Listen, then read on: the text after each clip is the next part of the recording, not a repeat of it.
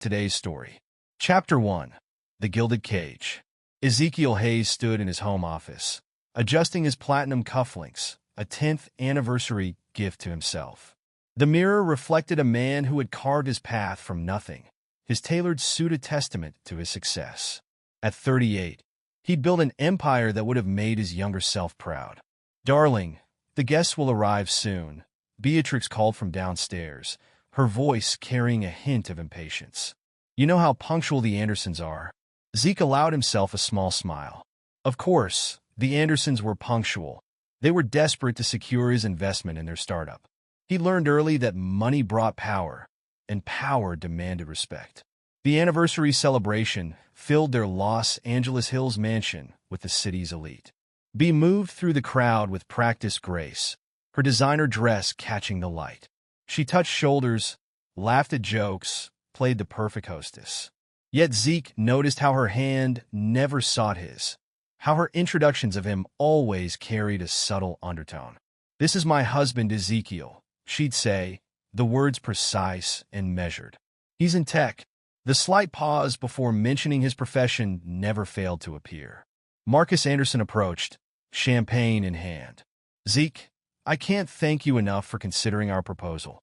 "Don't thank me yet," Zeke replied, maintaining eye contact until Anderson shifted uncomfortably. "The numbers will do the talking." Bea appeared at his side, her perfume expensive and carefully chosen. "You're not discussing business at our anniversary party, are you?" Her smile remained fixed as she addressed Anderson. "He built his company from nothing, you know. Started coding in his garage. Now look at him." The pride in her voice didn't match her eyes. Zeke had seen that disconnect more frequently lately, had cataloged each instance with growing attention. 10 years of marriage had taught him to read the subtle signs. "I need to check on the caterers," Bea announced, already turning away. "Darling, make sure you mingle." Zeke watched her go, noting how she paused to speak with Jennifer Ross, whose husband had recently made partner at Goldman Sachs. He remembered their courtship 5 years after he'd sold his first company. Bea had been 26, fresh from her MBA, with ambition burning in her eyes. "She's quite something," his sister Maggie had said after first meeting Bea. "Very polished." "You don't approve," he'd stated. Maggie had shrugged.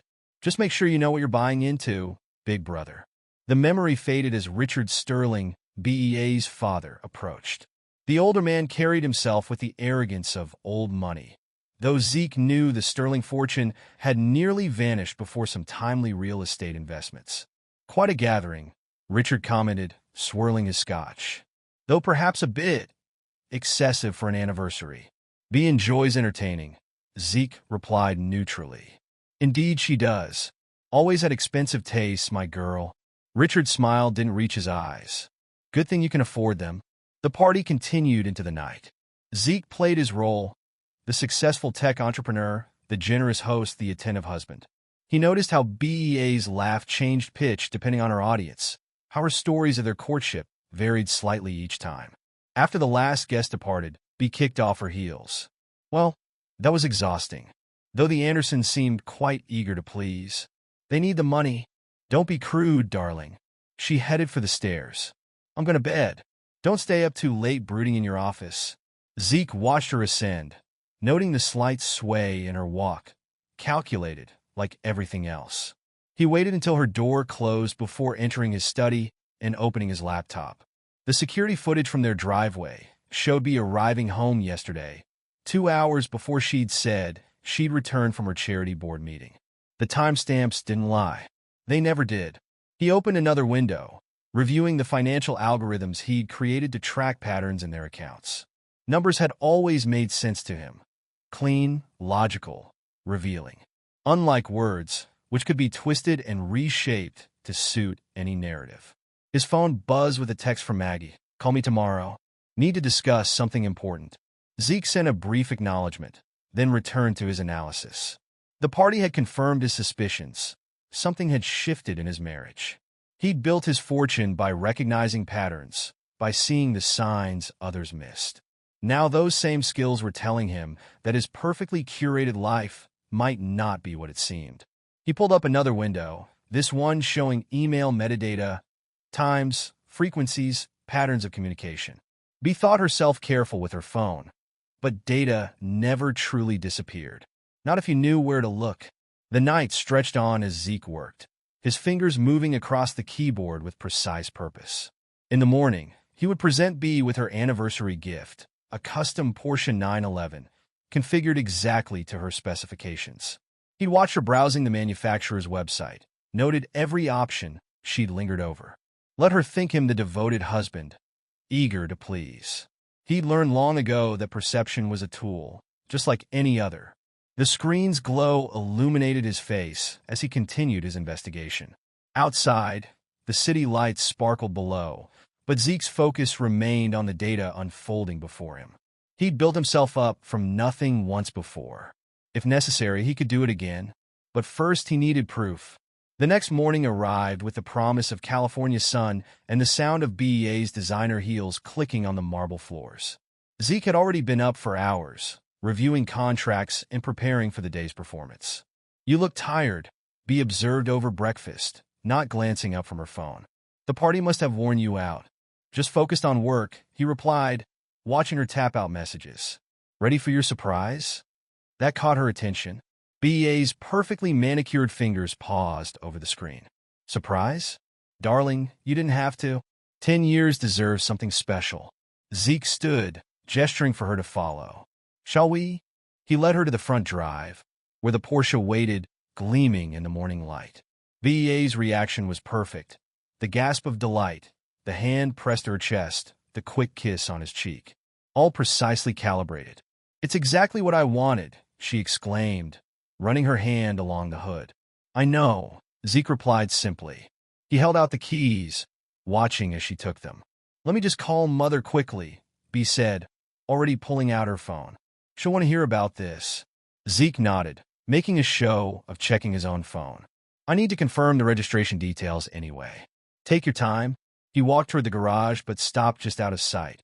BEA's voice carried clearly in the morning air as she spoke on speakerphone, multitasking as she examined her new car.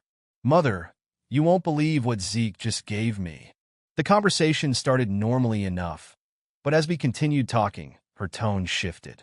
Zeke stood perfectly still, recording every word, inflection. "Yes, another grand gesture," Bea was saying, laughter in her voice. "Dom says Zeke's like a puppy, always trying to please. If he only knew."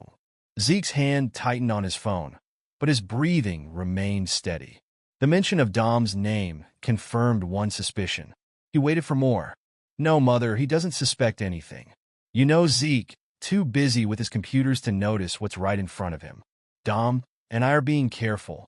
A pause, then more laughter. "The children? Please." Zeke was never good at math outside his precious coding. 9 months after business trips that never happened, but he was so happy to be a father. The words hit like physical blows, but Zeke remained motionless, his face betraying nothing. Years of business negotiations had taught him the value of control. "Yes, everything's arranged. Once the divorce is filed, Maggie won't know what hit her. Dom's lawyers will tear apart anything she tries." Poor Zeke, losing his money and his sister's reputation all at once. Another pause. "I have to go." "Yes, I'll call you later." "Love you too, Mother." The call ended. Zeke waited exactly 30 seconds before walking back around the corner. Bea stood by the car, running her fingers along the steering wheel. "Everything sorted?" he asked, his voice perfectly level. "All done," she smiled. "Thank you again, darling." "It's perfect." Zeke nodded, his expression pleasant and empty. "I'm glad you like it. I have some calls to make. Enjoy your new toy." He turned and walked back to his office, each step measured and controlled. Inside, he closed the door and sat at his desk, opening his laptop with steady hands. First, he pulled up his custom security software. Within minutes, he had remote access to BEA's phone and laptop. Next, he opened a secure messaging app and sent a text to Cal. "Need your expertise." "Lunch tomorrow." The response came quickly. "Same place?" "Yes." "Bring your tools." Zeke leaned back in his chair, his mind already mapping out the next steps. The betrayal burned, but he wouldn't let it consume him. No, he would use it, shape it into something precise and devastating. He thought of his mother, of how she'd left without a backward glance, how his father had collapsed from the strain, leaving Zeke to raise Maggie alone. He'd promised himself then that he would never be vulnerable again. The computer hummed as it began copying BEA's data. Outside his office, he could hear her on another call, her voice bright with excitement about her new car. Let her think she had won. Let her believe him blind and trusting. Zeke opened another window and began to type, documenting everything. He had built himself up from nothing before. He could do it again, but this time, he wouldn't be the only one starting over. This time, he would make sure the price of betrayal was paid in full. Chapter 2. The Web of Deceit. Zeke's fingers moved across his keyboard with practiced efficiency, each keystroke building his digital fortress. The monitors before him displayed streams of data, text messages, emails, GPS locations. 3 days had passed since the anniversary party, and he'd maintained his facade perfectly. Another late night? BEA's voice carried from the doorway. She wore her tennis outfit, fresh from her weekly match. Just finishing up, Zeke replied, minimizing windows with subtle movements. How was tennis? Oh, Linda. Always competitive. Bea lingered in the doorway. Join me for dinner? We could try that new French place. Zeke turned, offering a measured smile. Of course. Give me 30 minutes. Once Bea left, he reopened his surveillance program. The GPS data showed her tennis match had lasted exactly 45 minutes, peculiar for her usual 2-hour session. A few keystrokes revealed her true location, the Peninsula Hotel. His phone buzzed, Cal Jones requesting a secure video call. Zeke activated his privacy protocols before accepting. Cal's face appeared on the screen, his expression grim. You're going to want to see this, Z. Show me? I've been digging into Russo Enterprises like you asked. Their financials are interesting. Cal shared his screen, displaying complex financial records. See these transactions? They're using shell companies to hide major losses. Dom's been cooking the books for years. Zeke leaned forward. How deep does it go? Deep enough to put him away for a decade. But that's not all. Cal's voice lowered. I found emails between Dom and Beatrix from 8 years ago. Before your marriage. Send everything. Encrypted. After ending the call, Zeke sat back, processing the information. The pieces were falling into place, revealing a picture more complex than simple infidelity. He dressed for dinner mechanically, his mind working through scenarios. At the restaurant, he watched Bea order in perfect French, noting how she touched her neck when lying about her day. You're quiet tonight, she observed, sipping her wine, thinking about a new project. Zeke met her gaze. Something long-term. You work too hard, darling. Her hand reached across the table to touch his. You should learn to relax. Later that night, while Bea slept, Zeke read through the old emails Cal had uncovered. They painted a clear picture. Bea and Dom had dated in college, maintained contact, planned a future together. Then Dom had lost everything in the 2008 crash. Shortly after, Bea had met Zeke at a tech conference. His phone lit up with a text from Maggie. Got your message. My office, tomorrow, 9 a.m. The next morning, Zeke entered his sister's law office precisely on time. Maggie stood behind her desk, her expression hard. Tell me, she demanded without preamble. Zeke connected his laptop to her secure network and began displaying evidence. Text messages, emails, financial records, hotel receipts. Maggie's face grew darker with each revelation. That manipulative bitch, she finally spat. And Dom Russo? He's been under investigation 3 times for securities fraud. I need options, Mag. Maggie paced, her legal mind already at work. We document everything. Build an airtight case. But Zeke.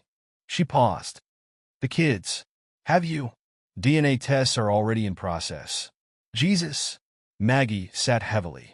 What do you need from me? Protection. She mentioned taking you down. I need to know what they might try. Let them try. Maggie's smile was sharp. I've dealt with worse than Bea Sterling. Zeke outlined his initial plans, watching his sister's expression shift from shock to calculated interest. By the time he finished, she was taking detailed notes. This is ruthless. Even for you, she observed. They made their choice. Leaving Maggie's office, Zeke drove to a discreet medical lab. The technician recognized him. He'd been paying well for rush service. "Mr. Hayes," she handed him a sealed envelope. "The results you requested." Back in his car, Zeke opened the envelope. The DNA results confirmed what BEA's phone call had revealed. Neither child was biologically his. He allowed himself exactly 1 minute to feel the pain, then locked it away. His phone chimed with a message from Cal. Found something else. In person only. They met at their usual spot, a quiet coffee shop in Marina del Rey. Cal looked nervous, glancing around before speaking. "Remember when you asked me to look into Dom's competition?" Cal opened his laptop. He's been systematically destroying smaller tech firms. Hacking, blackmail, insider trading. But he got sloppy last month. The screen showed emails between Dom and a private investigator, discussing plans to dig up dirt on rival CEOs. "He's going to come after you," Cal warned. "Once B makes her move, let him try." Zeke's voice was cold. "Keep digging. I want everything." That evening, Zeke attended a charity gala with B. She glittered in diamonds he'd given her, playing her role perfectly. He watched her work the room, noting each lingering touch, each meaningful glance. Dom Russo arrived fashionably late. Zeke observed their careful dance. Never too close, never too obvious. But now that he knew to look, their signals were clear. "Zeke!" Dom approached, oozing false friendship. "How's the tech world treating you?" "Profitably," Zeke replied, shaking his hand firmly. "I hear the same about your ventures. Can't complain. We should do lunch soon, discuss potential collaborations." "I'd like that." Zeke smiled, imagining the evidence accumulating in his secure servers. "Very much." Later, reviewing his surveillance footage, Zeke watched B and Dom slip away to a secluded balcony. Their conversation was picked up clearly by the directional microphone he'd planted. "He doesn't suspect anything," B was saying. "The fool bought me a Porsche. Patience, baby." Dom's voice was smug. "Everything's proceeding according to plan. Your father's lawyers are ready. I just want it finished. Playing the devoted wife is exhausting. Soon, once the divorce is filed, we'll destroy him completely." No one refuses Dom Russo and walks away whole. Zeke saved the recording, adding it to his growing collection of evidence. A new email arrived from Maggie, containing detailed legal strategies. Another from Cal, with more financial dirt on Dom. The pieces were falling into place. But something still nagged at him, a memory trying to surface. He pulled up Dom's old financial records again, focusing on the period just before meeting B. There was a series of transactions between Dom and Richard Sterling, BEA's father. Large sums carefully hidden, dating back to before Zeke had ever met B. This wasn't just an affair. This was a long con, years in the making. Zeke leaned back, a cold smile forming. They thought they were the hunters. They had no idea they were about to become the prey. His phone buzzed. Another message from Maggie. Found Sterling family dirt. Coming over. The game was changing, and Zeke was about to change it further. Chapter 3. The Gathering Storm. BEA's laughter echoed through their home, sharp and brittle. She sat in their kitchen, phone pressed to her ear, unaware of the surveillance devices capturing every word. "You should have seen his face when I told him I was thinking of joining the hospital board," she said to Dom, "so eager to support my charitable endeavors. As if I care about sick children." Zeke sat in his study, listening through his encrypted connection. His expression remained neutral as he recorded another piece of evidence. "The lawyer says everything's ready," B continued. "Daddy's team has built an impressive case. Poor Zeke won't know what hit him. Did you know he actually comes from nothing? His father was a mechanic." Her disgust was evident. The door to his study opened, and Maggie entered, her heels silent on the thick carpet. She carried a thick folder. "You need to hear this," Zeke said quietly, gesturing to the audio feed. Maggie listened, her expression hardening as B continued to mock her brother. When the call ended, she slammed the folder onto his desk. "I've got everything," she said. "Financial records, old court cases, every skeleton in the Sterling family closet. Your darling father-in-law has been running a sophisticated fraud scheme for decades." Zeke opened the folder, scanning the documents. "Show me. Property theft, tax evasion, bribing officials. Maggie pointed to specific papers. He ruined dozens of families, foreclosing on properties illegally. And look at this, he was involved in Dom's early business ventures. They've known each other for years. Before I met B. Way before. Maggie pulled out another document. Remember that tech startup you wanted to invest in last year? The one that mysteriously went bankrupt? Sterling Ventures bought their assets at auction, through a shell company owned by Dom. Maggie's smile was predatory. They've been targeting your investments, trying to weaken your position before filing for divorce. Zeke processed this information, adding it to his mental map of their scheme. The children? DNA results came back? When he nodded, Maggie swore softly. We'll add paternity fraud to the countersuit. But Zeke, are you sure you want to go through with this? It's going to get ugly. They made it ugly. Zeke's voice was cold. I'm just following their lead. A notification pinged on his computer. Cal requesting an urgent meet. Go, Maggie said. I'll keep digging. 30 minutes later, Zeke sat across from Cal in a private room at their usual coffee shop. His friend looked worried. They're moving faster than we thought, Cal said, opening his laptop. Look at these transfers. They're liquidating assets, moving money offshore. And Dom's been meeting with known corporate raiders. Show me the patterns. Cal pulled up various financial records. They're not just planning to take half in the divorce. They want everything. Dom's been promising his investors control of your company's patents. Let me guess, Sterling Ventures is heavily invested. Bingo. Cal hesitated. There's more. I found communications between B and some journalists. They're planning a smear campaign, going to paint you as unstable, dangerous. Zeke's expression didn't change, but his eyes grew colder. Time to accelerate our plans. Zeke. Cal looked uncomfortable. I've known you since college.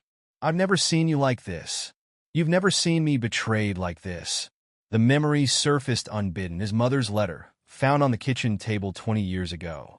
Her explanation of why she'd left, how she'd found real love with his father's friend, how his father had collapsed 2 days later, the stroke leaving Zeke to raise Maggie alone. His phone buzzed, a text from B, working late at the charity. Don't wait up. Another notification showed her true location, a hotel downtown. With Dom. Send everything to Maggie. He told Cal, every transaction communication. It's time to end this game. Later that night, a new player entered the field. Detective Ava Reyes sat at her desk, reviewing financial records that had anonymously appeared in her inbox. Records showing years of fraud, manipulation, and corporate espionage. She noted the names, Dominic Russo, Richard Sterling, Beatrix Hayes. Cross-referenced them with ongoing investigations. Made connections. Her phone rang. An internal affairs detective. You seeing these records, Reyes? Yeah, pretty damning stuff. Sterling and Russo are connected to that real estate fraud case we've been building. But this new information, someone's been collecting evidence for years. Reyes studied a photo showing Dom and Richard Sterling meeting secretly 3 years ago. Who sent it? Anonymous source. Very thorough. Very professional. In his home office, Zeke watched multiple screens showing various surveillance feeds. B returning from her charity work. Dom entering his office building. Richard Sterling meeting with lawyers. His phone lit up with a message from Maggie. Everything's in place. Sure you want to do this? Zeke thought of the DNA results, of years of manipulation and lies, of his children who weren't his, of the cold, calculating way they'd planned to destroy him. Do it, he texted back.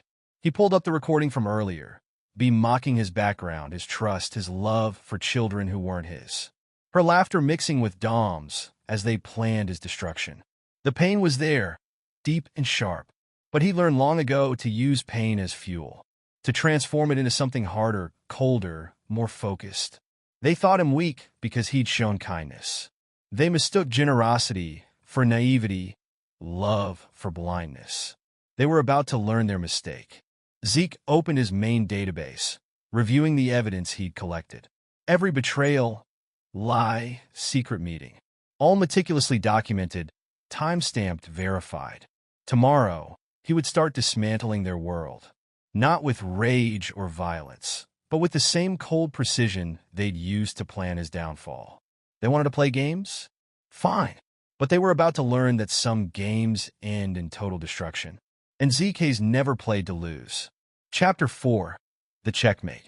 The St. Regis Ballroom buzzed with Los Angeles elite, champagne flowing as freely as the pretense of civility. Zeke adjusted his cufflinks, a gift from B during happier times, or what he'd thought were happier times. His expression remained neutral as he watched his wife work the room, her red designer dress drawing attention from all corners. Mr. Hayes? Detective Reyes appeared at his side, dressed formally but clearly out of her element. Quite the gathering. Detective, I wasn't aware the police attended charity functions. We go where the interesting cases are. She sipped her water, studying him. Your wife seems to be enjoying herself. Zeke's lip curved slightly. Indeed she does. Across the room, B laughed at something Dom Russo had said, her hand lingering too long on his arm. They thought themselves subtle. They had no idea what was coming. Ladies and gentlemen, the event coordinator tapped a microphone. If you'll all gather round, Mrs. Hayes has prepared a special presentation about our charity's mission. B moved toward the podium, confidence radiating from her practiced smile. Thank you all for coming tonight. As you know, children's education has always been close to my heart. Interesting choice of words, Zeke murmured, reaching for his phone. The large screen behind B flickered, not part of her planned presentation. Her voice faltered as a video began to play. He's such a fool. B's voice filled the ballroom, the footage crystal clear. She sat in a hotel room with Dom, both partially dressed. All that money and no idea how to use it properly. At least the children will be well provided for, even if they're not his. The room fell silent. B froze at the podium, her face draining of color. Of course they're not his, Dom's voice continued. But the idiot never questioned it, too busy with his computers to notice basic math. The video continued, showing multiple clips, B and Dom mocking Zeke's background, planning their takeover of his company, discussing how they'd destroy his sister's reputation. Each revelation landed like a physical blow in the stunned ballroom. Security, Elijah Sterling shouted. Shut that off immediately. I'm afraid that won't be possible, Zeke spoke, his voice carrying clearly. Just like it won't be possible to hide the truth any longer. He moved through the crowd toward B, each step measured and deliberate. The screen shifted to show financial records, emails, hotel receipts, a mountain of evidence meticulously compiled. 10 years, he said, stopping in front of his wife. 10 years of lies, manipulation, and betrayal. Did you really think I wouldn't find out? Zeke B's voice shook. I can explain. Explain what? How you and Dom planned this before we even met. How my children aren't mine. How you plan to destroy not just me, but my sisters. The crowd murmured, smartphones recording everything. Zeke could see several society columnists frantically taking notes. This is slander. Dom pushed through the crowd. I'll have you arrested. No. Detective Reyes stepped forward, badge in hand. But I will be arresting you, Mr. Russo. We have some questions about certain financial irregularities. Your lawyer might want to join us. 2 uniformed officers appeared at the ballroom entrance. Dom's face contorted with rage. You planned this, he snarled at Zeke. You orchestrated all of it. I learned from the best. Zeke's voice was cold. You and B taught me all about planning and betrayal. Maggie emerged from the crowd, legal documents in hand. Mrs. Hayes, consider yourself served. The divorce proceedings will begin immediately. We're also filing criminal charges for fraud and conspiracy. Daddy, B turned to her father, desperation in her eyes. But Elijah Sterling was dealing with his own problems. More officers were approaching him, warrant in hand. Mr. Sterling, Detective Reyes said, we'll need you to come with us as well. Those property deals you've been arranging? We found some interesting patterns. The ballroom had become a circus of flashing cameras and shocked whispers. Zeke stood in the center of it all, watching his wife's carefully constructed world crumble. How? B whispered. How did you know? You got careless. Too confident. Just like your mother taught you. He stepped closer, voice low. The day you mocked my family, planned to destroy my sister. That's when I decided your destruction would be absolute. You can't do this to me, she hissed. I'll fight you. You'll what? Use your father's money? Your lover's influence? Zeke gestured to where Dom was being led away in handcuffs. Look around, B. You have nothing left. The evidence continued to play on the screen. Years of manipulation exposed for all to see. BEA's social circle drew back from her. Phones recording her humiliation for posterity. Cal appeared at Zeke's side, laptop under his arm. The files have been sent to all major news outlets. It's trending on social media already. You're just like them, B spat. Cold, calculating. No, Zeke cut her off. I'm what you created. Remember that when you're explaining to the judge why you committed paternity fraud. Maggie stepped forward, more documents in hand. All your accounts have been frozen pending investigation. The restraining order is effective immediately. You can't. We can and we have. Maggie's smile was sharp. You threatened to destroy my reputation? Let's see how you like having your own life examined in detail. The police were moving efficiently now, collecting suspects, taking statements.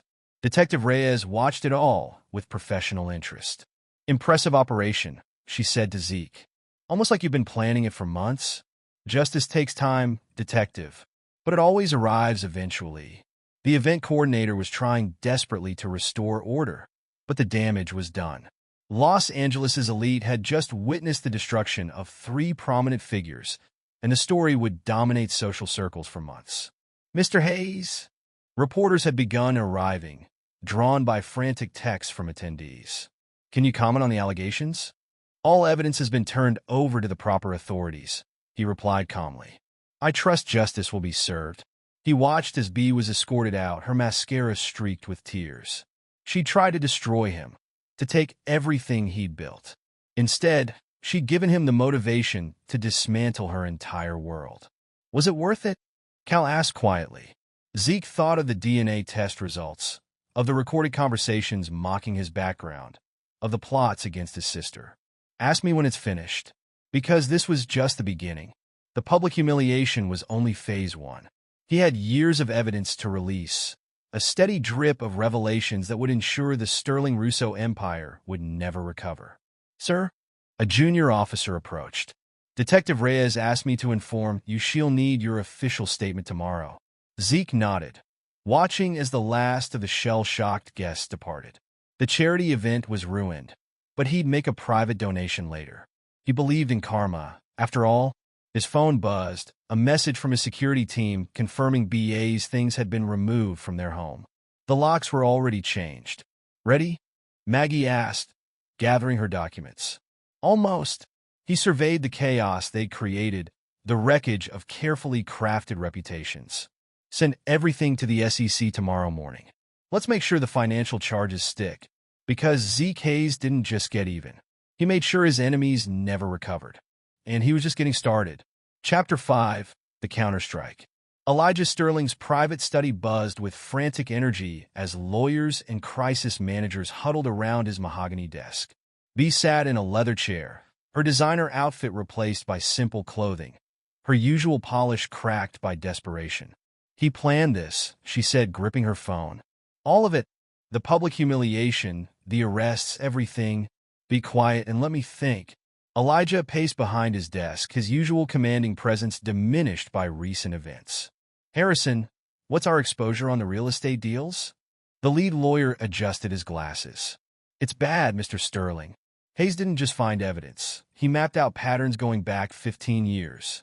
The SEC is involved now. What about our contacts in the department? They're not taking our calls.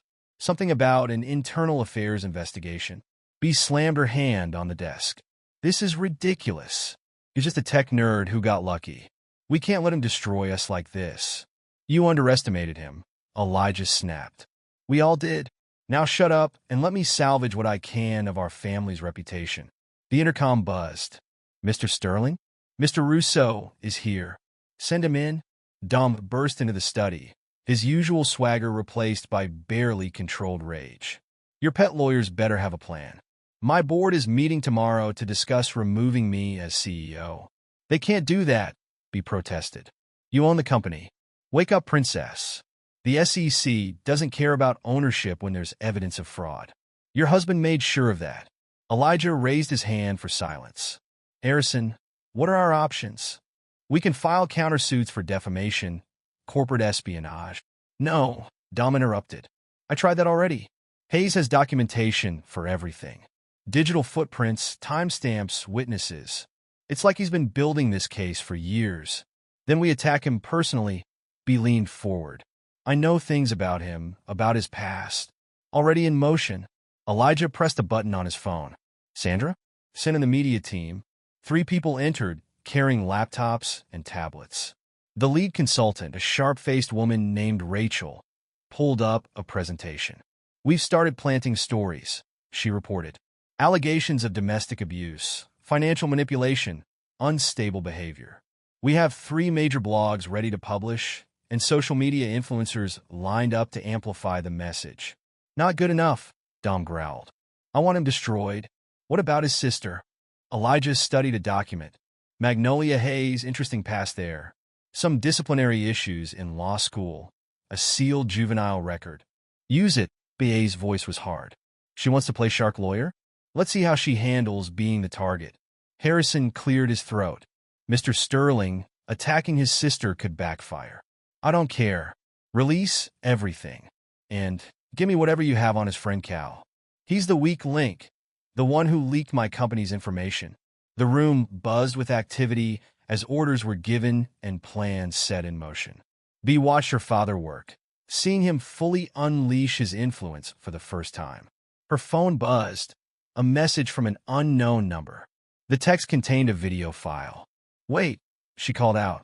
You need to see this. She connected her phone to the room's display. The video showed her and Dom in various meetings over the years, discussing their plans, mocking Zeke. The timestamp showed it was from years before her marriage. He has everything, she whispered. Every meeting plan? Impossible. Dom studied the footage. These meetings were private. No phones, no recordings. Another message arrived. Did you really think you were the only ones who could plan ahead? Elijah's phone rang. His face darkened as he listened. What do you mean? Account frozen. I don't care about regulations. I need access to those funds. The media consultant's tablet chimed with news alerts. Mr. Sterling, the stories we planted? They're being countered with documented evidence. Videos, emails, sworn statements. It's like he anticipated every move. Of course he did. B laughed bitterly. He's been watching us destroy ourselves this whole time. Dom's phone buzzed next. His face went pale as he read the message. My offshore accounts, they're empty. All of them. That's not possible, Harrison protested.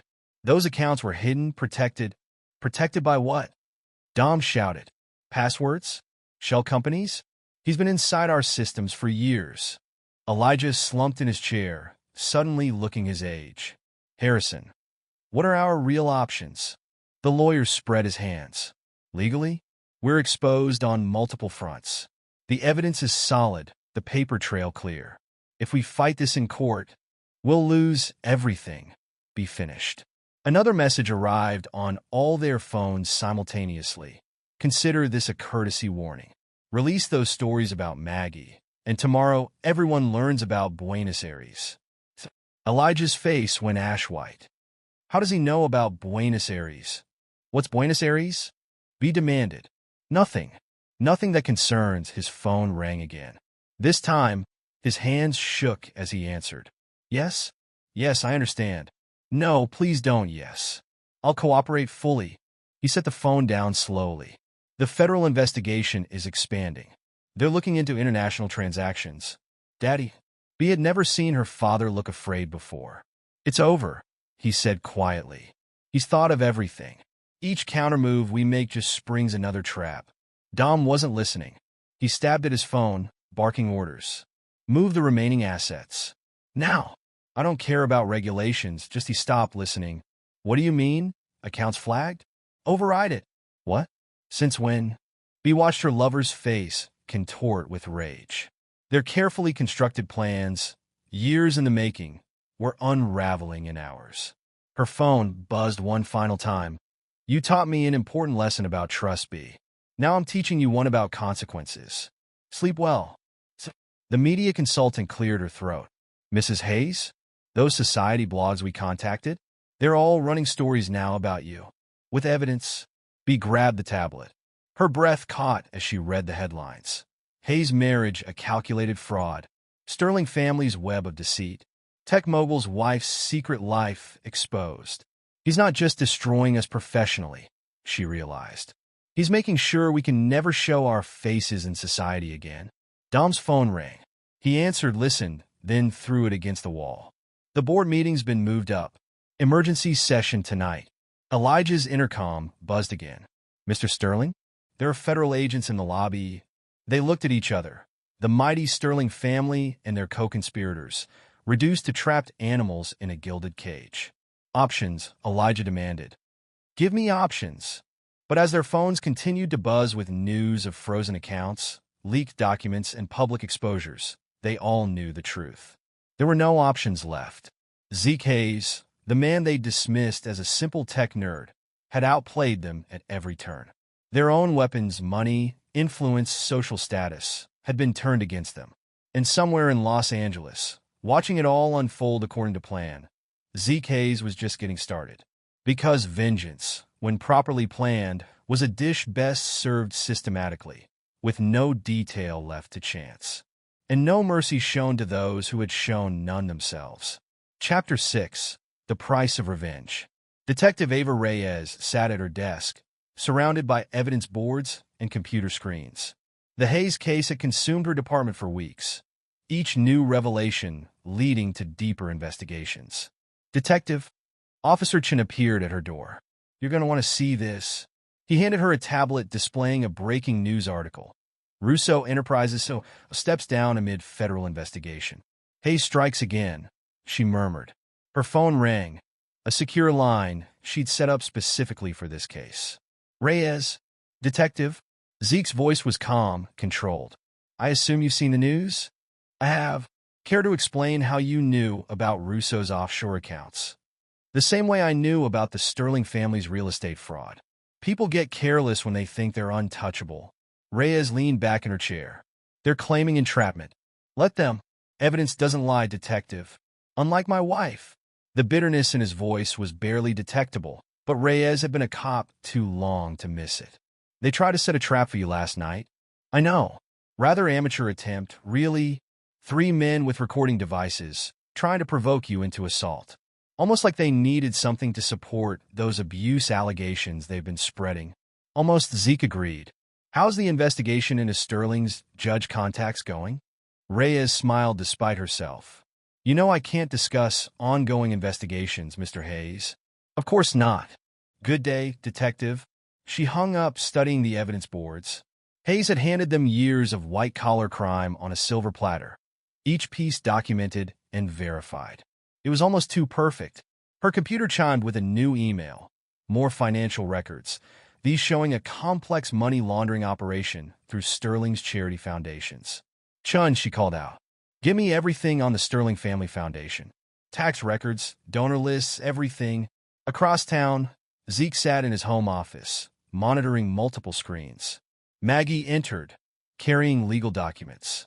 They tried to access my juvenile records, she announced, dropping into a chair. Trying to dig up dirt? I know. It's been handled. Zeke. Maggie studied her brother. You look tired. I'm fine. No, you're not. None of us are. Cal's facing harassment at work. I've got investigators following me. And you made a choice. He cut her off. They started this, Mag. They planned to destroy both of us. And now we're destroying them instead. Does that make us any better? Zeke turned to face his sister. They used me for 10 years. Made me raise children that weren't mine. Planned to take everything we've built. So no, I won't feel guilty about fighting back. His phone buzzed, Cal requesting entry at the security gate. Minutes later, his friend burst into the office. They're making their move, Cal announced, opening his laptop. V and Dom just booked tickets to Switzerland. First class? Zeke asked mildly. Of course. Using one of their hidden accounts. The one you didn't freeze. Maggie straightened. You left them an escape route? That's not like you. I left them an obvious escape route, Zeke corrected. One that's being monitored by multiple federal agencies. Cal whistled. You're going to let them walk right into it? They're desperate now. Making mistakes. Detective Reyes's team is ready to intercept them at the airport.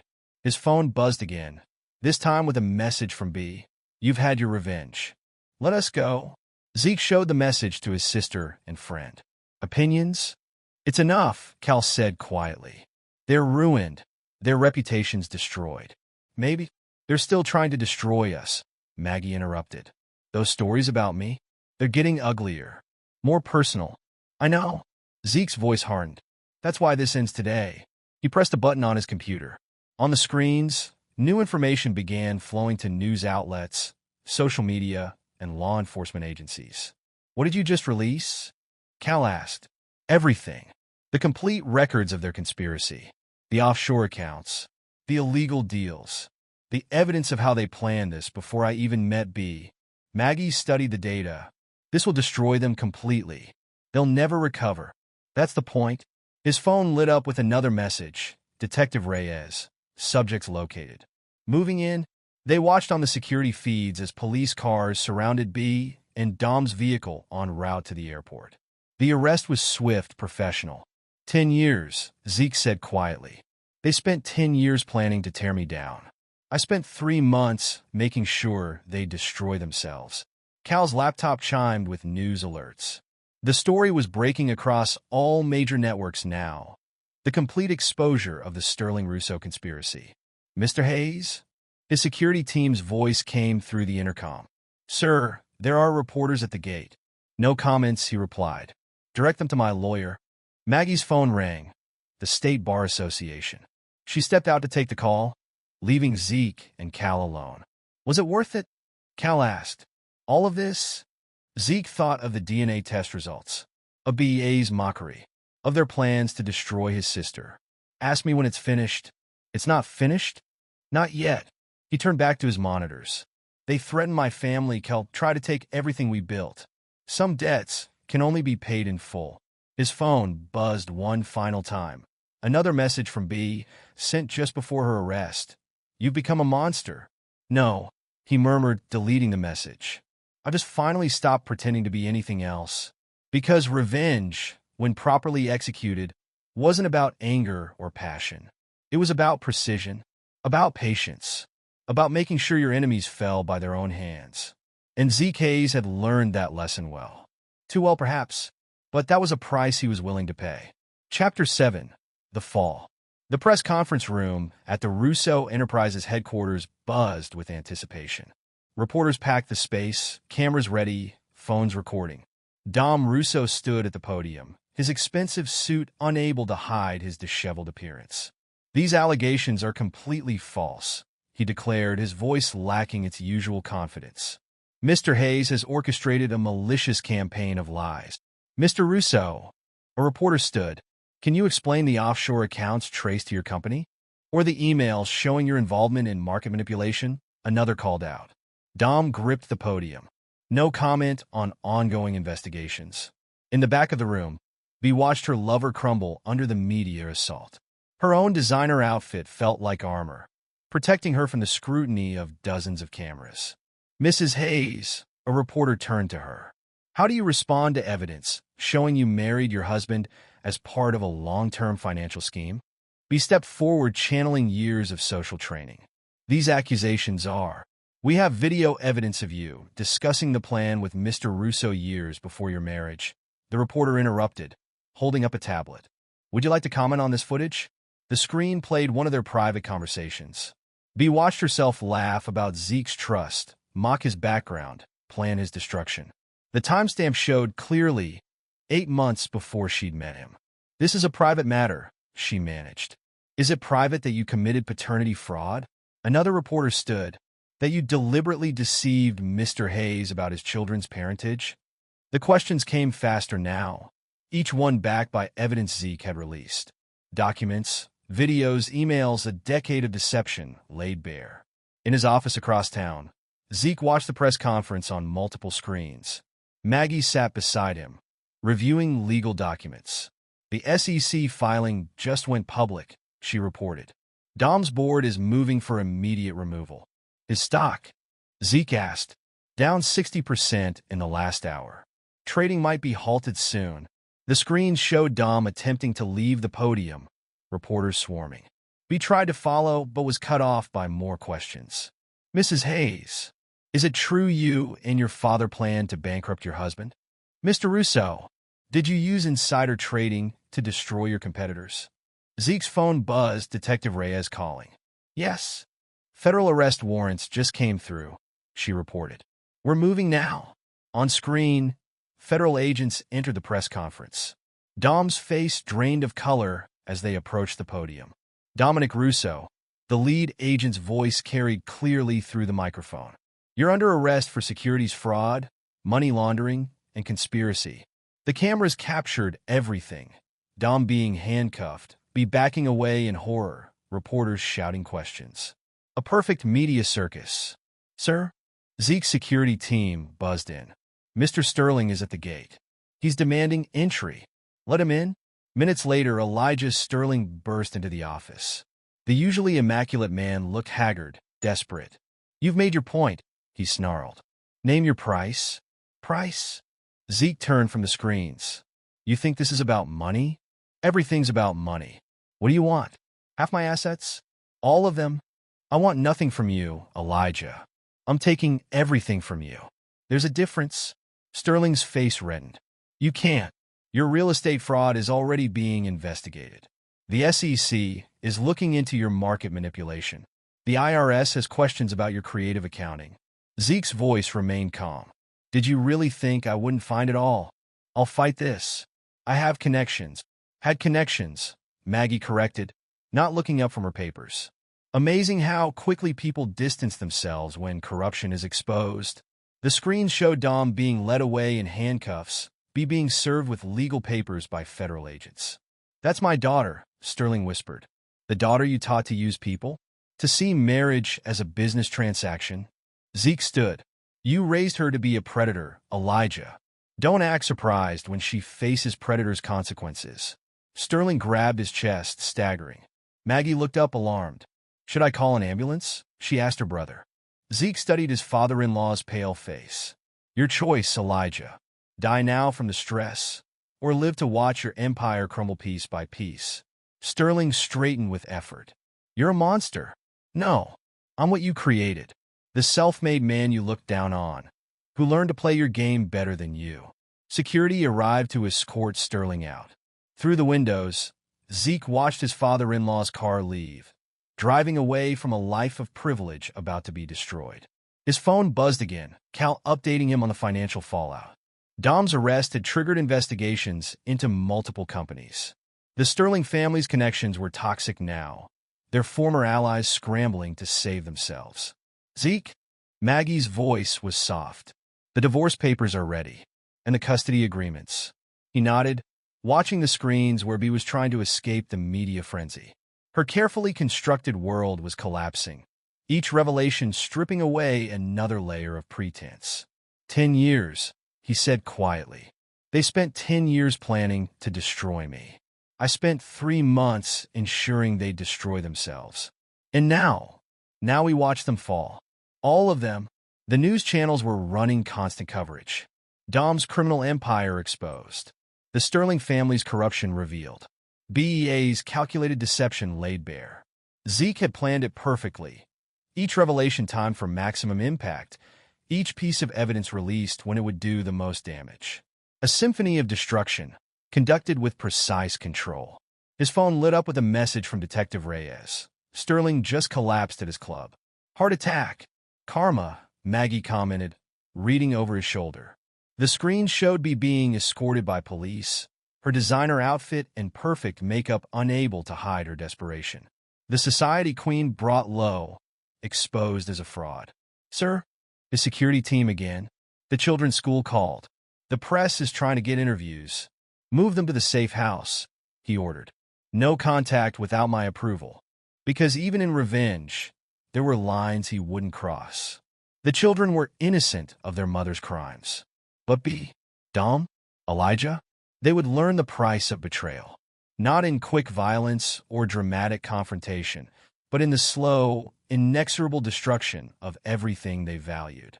Money, power, reputation, social standing. You would take it all? Because Zeke Hayes had learned from their betrayal, had transformed pain into purpose, hurt into calculated revenge. They had taught him well, too well perhaps, but that was their mistake to regret, not his. Chapter 8. The Aftermath. Detective Ava Reyes sat across from Zeke in her office. Case files spread between them. 3 weeks had passed since the arrests, and the dust was beginning to settle. "The DA's office wants your testimony," she said, studying his face. "Though I suspect you already knew that. I have all the evidence they need," Zeke replied, sliding a USB drive across her desk. "Digital trails don't lie, detective." "No, they don't." She picked up a file. "Dominic Russo is facing 20 years. His lawyers are scrambling for a plea deal. And B, 10 years minimum. The fraud charges alone." Reyes leaned back. "You planned this for months, didn't you? Built your case piece by piece. They spent years planning to destroy me. I just returned the favor. That level of patience, of control." She met his gaze. "It takes a toll. Trust me, I've seen it before. Are you concerned for my mental health, detective?" Professional curiosity. Most people in your situation would have snapped, done something rash. But you orchestrated their complete destruction. Legally, financially, socially. Zeke stood, buttoning his suit jacket. "They chose their path. I simply ensured they faced the consequences."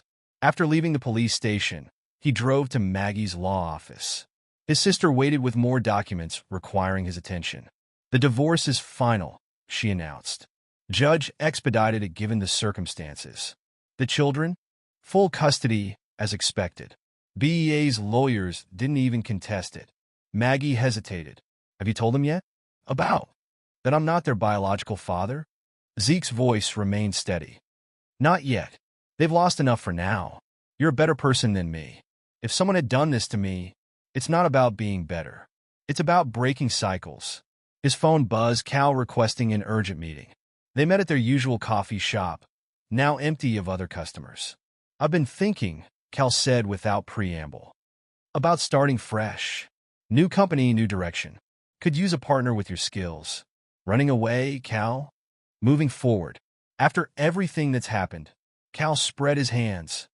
"Maybe it's time for all of us to start over." Zeke studied his oldest friend. Cal had stood by him through everything, risked his own career to help expose Dom's crimes. "What kind of company?" "Cybersecurity. Real this time, not the corporate espionage Dom was running. We've seen how vulnerable companies are, how much damage the right information can do. Using our powers for good." A faint smile crossed Zeke's face. "Something like that. Interested?" Before Zeke could respond, his phone lit up with news alerts. Elijah Sterling had died in his hospital bed, his empire crumbling around him. "Your father-in-law?" Cal said quietly. "Former father-in-law. Do you feel anything?" "About his death?" Zeke thought about it. He died as he lived, unable to face losing control. They sat in silence, considering the path that had led them here. The complete destruction of the Sterling Russo empire had sent shockwaves through Los Angeles society. "Sir?" His security team messaged. "The children are asking to see you. I'll be there in 20 minutes. Cal watched him stand. "You're really going to raise them? After everything? They're innocent of their mother's crimes. Breaking cycles, remember?" The drive home gave him time to think about choices, consequences, the price of revenge. Detective Reyes was right. It had taken a toll. At home, the children waited in the living room. They looked small, vulnerable, their world turned upside down by adult betrayals. "Dad?" Emma, the oldest at 9, spoke first. "Are you going to send us away?" Zeke sat across from them. "No, never. But Mom said in the videos." Thomas, 7, struggled with the words. "Your mother made choices. Bad ones. But that has nothing to do with you. Are you mad at us?" Emma's voice was small. "No." Zeke met their eyes. "You're my children. Biology doesn't change that."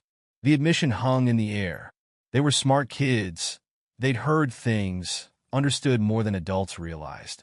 "Mom's going to jail, isn't she?" Thomas asked. "Yes. For a long time." Emma wiped her eyes. "Is it bad that I'm not sad? After what she did to you?" Zeke moved to sit between them. Feelings aren't good or bad. They just are. What matters is what we do with them.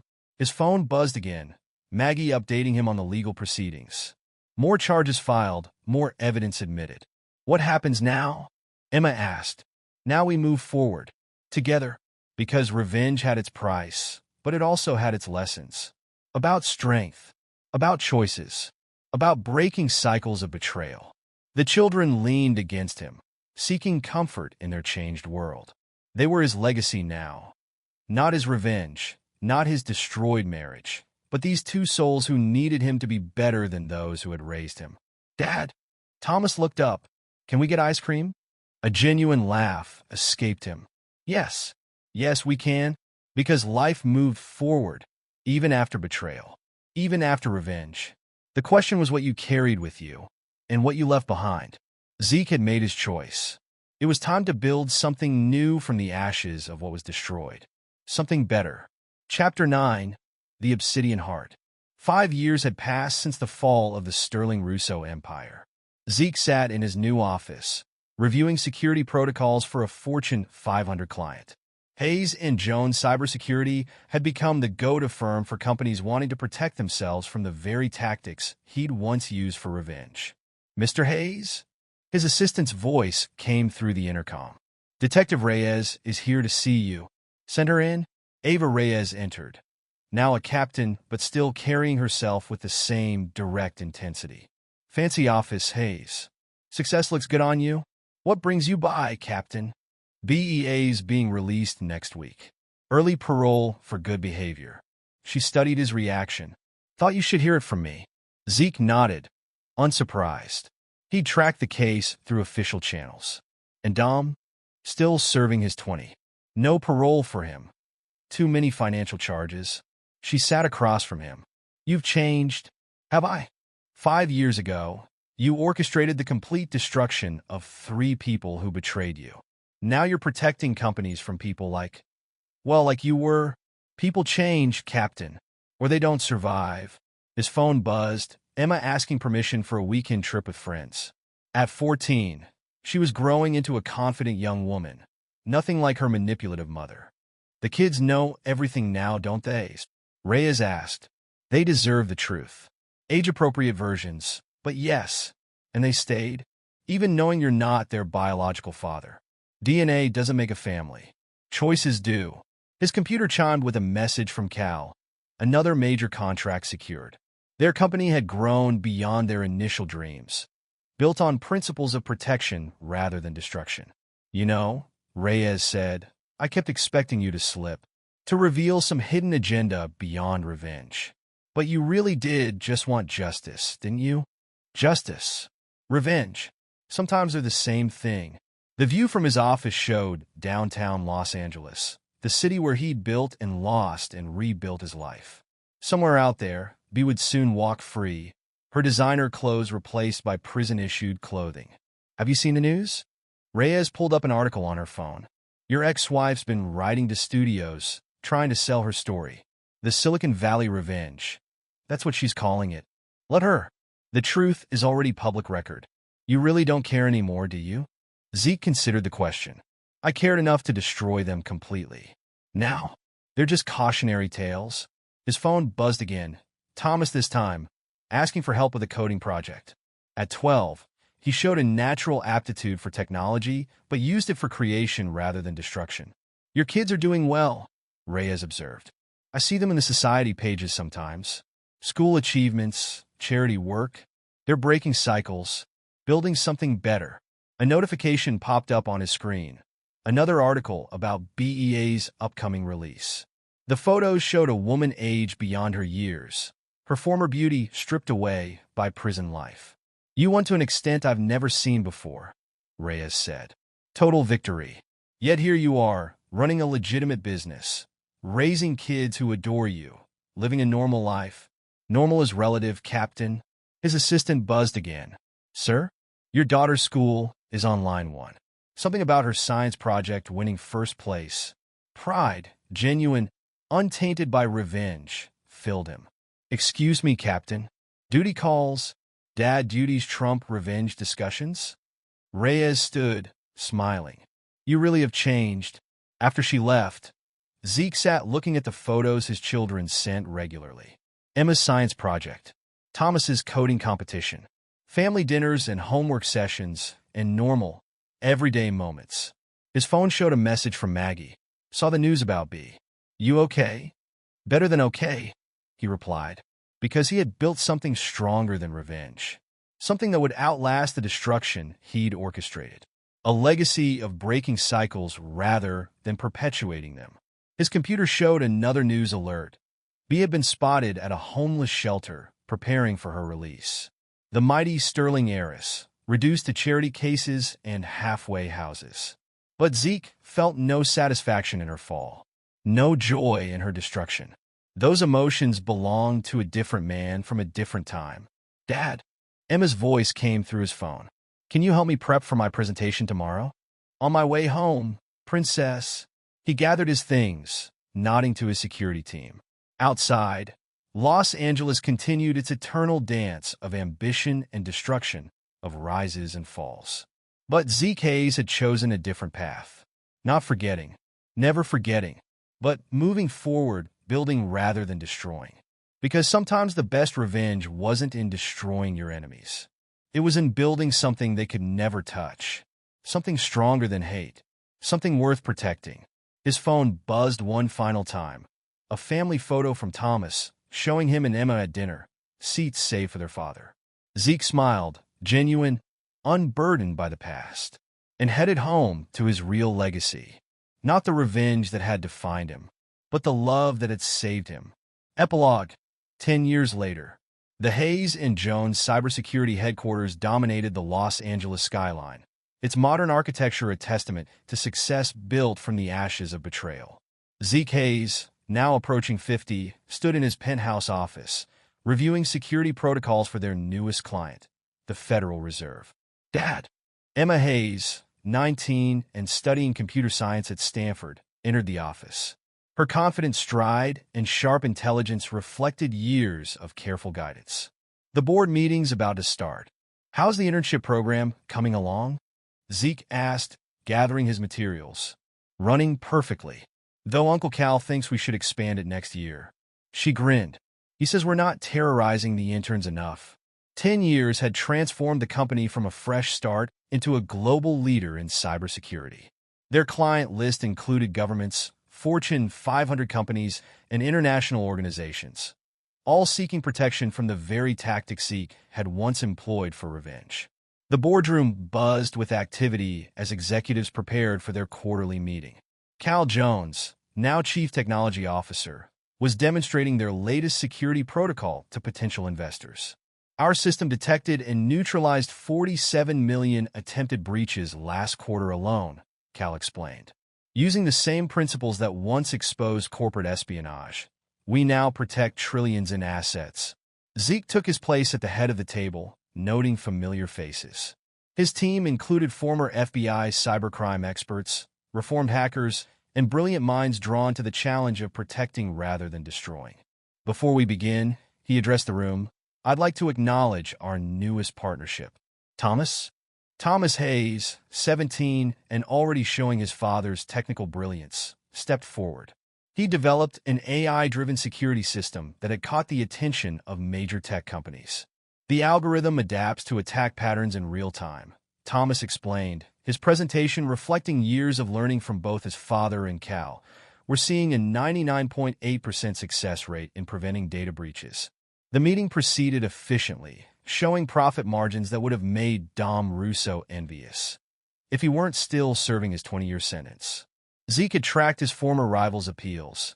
Each one denied as evidence continued to surface of past crimes. After the meeting, Maggie Hayes arrived for their weekly lunch. At 45, she'd become one of Los Angeles's most respected attorneys, her firm specializing in corporate law and cybercrime. You'll never guess who I saw today, she said as they settled in his private dining room. Try me? B. Outside the courthouse, Maggie studied her brother's reaction. She's filing for bankruptcy. Again, 5 years after her release, Beatrix Sterling Hayes had tried repeatedly to rebuild her life.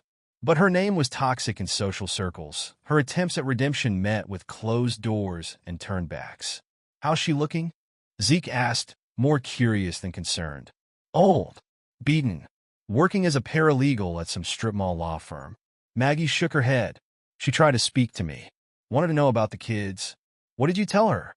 "That Emma's at Stanford on a full academic scholarship. That Thomas is already being courted by Silicon Valley. That they're thriving without her." The truth was more complex. Both children had needed therapy to process their mother's betrayal, but Zeke's steady presence and honest approach had helped them build resilience rather than bitterness.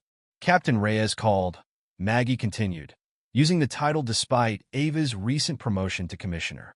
"She's considering running for mayor." "Good for her."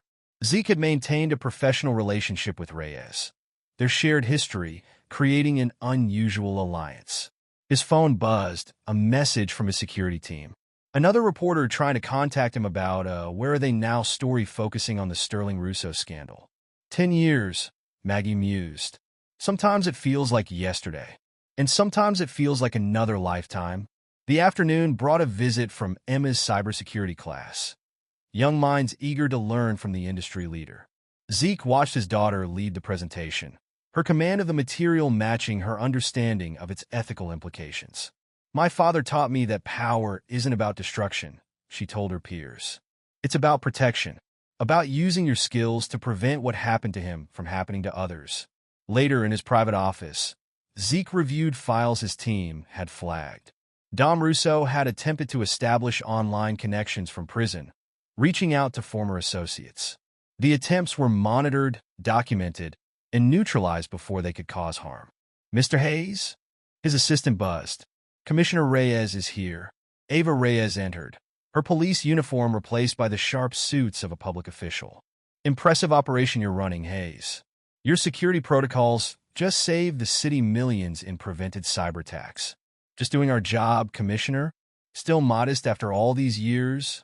She sat across from him. "I saw the profiles in Forbes and Time. The man who transformed corporate security. Quite a legacy." Speaking of legacy, Zeke pulled up a file. "Congratulations on the mayoral bid. How did you never mind?" "I don't want to know." She smiled. "Your support would mean a lot to the campaign." "Already arranged. My team will handle your cybersecurity personally." Their conversation was interrupted by Thomas entering with his latest project, a security system designed specifically for protecting political campaigns from foreign interference. "Commissioner," he greeted Reyes. "Want to see something cool?" Zeke watched his son demonstrate the technology, pride mixing with satisfaction. Thomas had inherited his father's technical brilliance, but none of the darkness that had once driven it. The day continued with meetings, projects, and family moments interwoven. Emma discussing her research into quantum encryption, Thomas debugging code with Cal, Maggie calling to coordinate their mother's upcoming birthday celebration. Evening found Zeke in his home office, reviewing old files. Photos of the Sterling Russo empire's collapse. News articles about Dom's conviction and BEA's downfall. Elijah Sterling's obituary. A message popped up.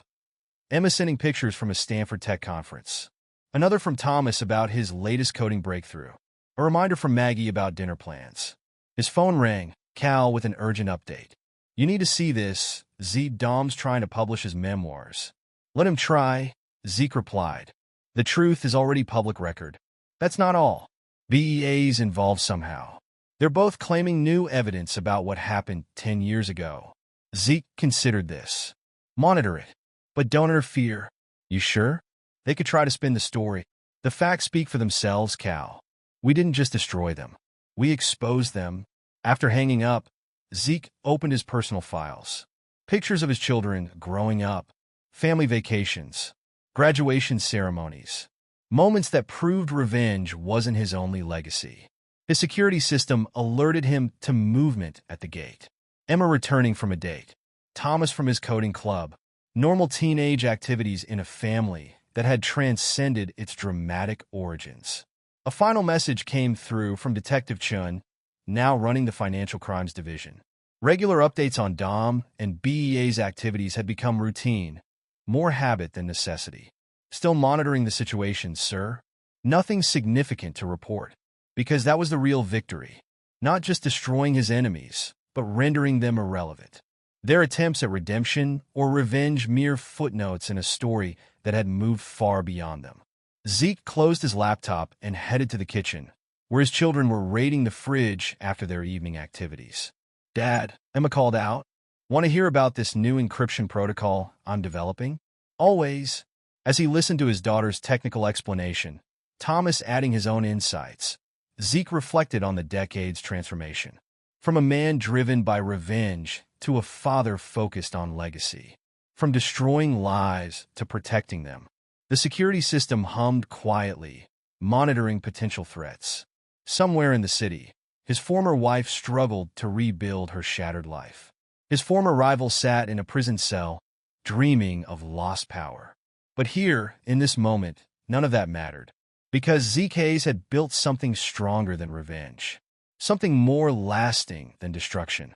He'd built a future. And that was the greatest victory of all. And there you have it. Another story comes to an end.